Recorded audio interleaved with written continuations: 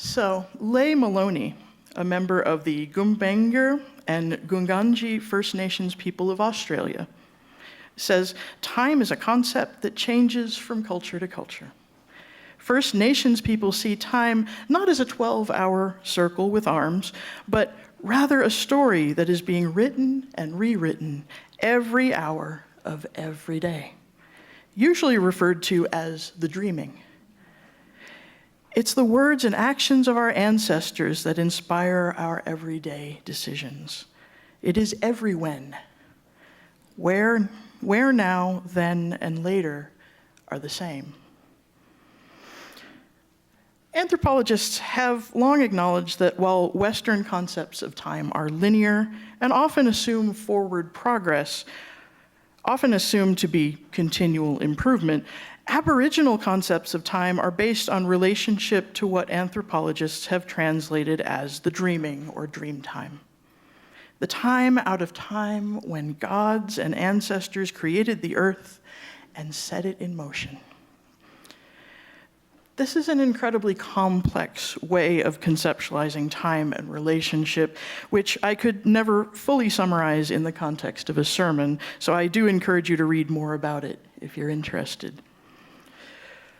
But this way of seeing time places events in relationship to the ancestors, to the natural world, which is also a relation rather than static objects, and to mythical and historical events that are seen not as part of a long-gone past, but as the continued work of the ancestors in the here and now. The idea that an event that happened in the distant past is over and done with is not part of this conception of time.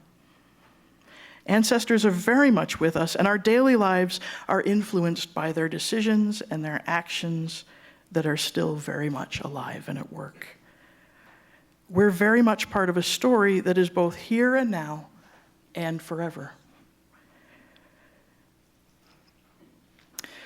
So in some indigenous religions, speaking with the ancestors is, among other things, a way of making space for the unknown. As Beth said, the truth is we know so little about life, we don't really know what the good news is and what the bad news is. Leaving room for mystery leaves room for discovery and for growth. James Luther Adams, who was perhaps the preeminent Unitarian theologian of the 20th century, said, "The mind generally does not compulsively continue to unearth additional options. It sacrifices concepts in order to reach a speedy decision." Adams understood that one of the functions of mystery is to unmoor us from what we think we know. To remove the shortcuts of logic and reason that, rather than leading us to the richest or healthiest solution, or the course of action that most suits our values, often just leads us to the most efficient or easiest solution. Not necessarily the best one, or the most creative, or the most beautiful, or the fairest, or the most just. But mystery is where possibility lives. The unknown is where we generate creativity. It's where our certainty crumbles, where we don't have the security blanket of knowing, and this is where we become open to possibilities. This is especially true when we talk about community. Adams also said, the creation of community is not purely a matter of deliberate contrivance. The process depends also upon the unexpected workings of the divine spirit, upon tradition, upon a sacramental group life. Because of the complexity and subtlety of the mysterious working of the power of God, the agent of healing and renewal must be the koinonia, or community, which nourishes and protects and responds to the diversities of gifts that come from the hand of God.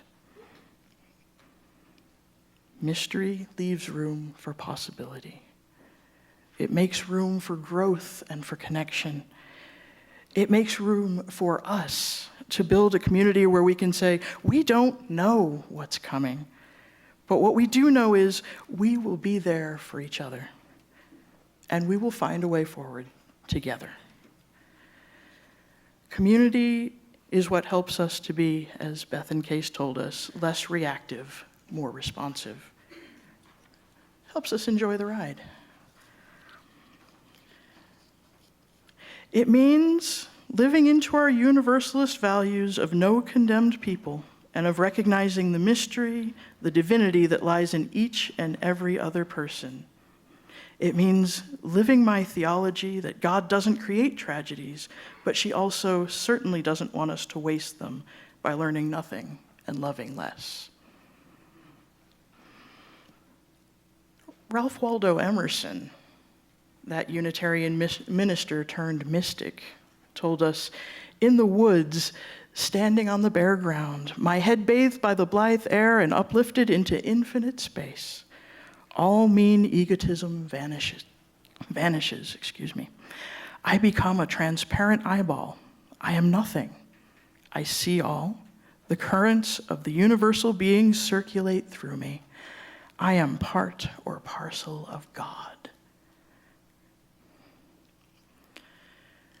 So when we try to control, to plan, to schedule every hour of every day, folks, we lose this sense that the universe, the earth, other people, the ancestors will provide us what we need.